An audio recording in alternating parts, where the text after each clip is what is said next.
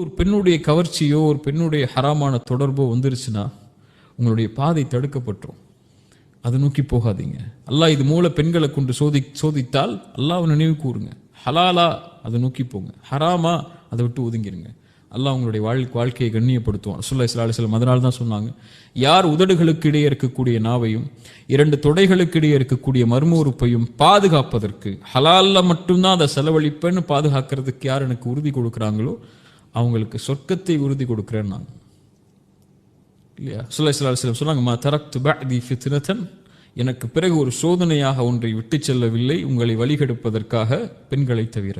அதாவது மஹ்ரம் இல்லாத உங்களுக்கு அனுமதிக்கப்படாத பெண்களுடைய கவர்ச்சியின் மூலமாக தான் அல்லாஹ் உங்களை சோதிப்பான். ஸுய்யின லின்னாஸி ஹுப்பு ஷஹவாதி மினன் நிசா, ஆணுக்கு அலங்கரிக்கப்பட்ட காரியங்கள்ல முதலாவது பெண் தான்.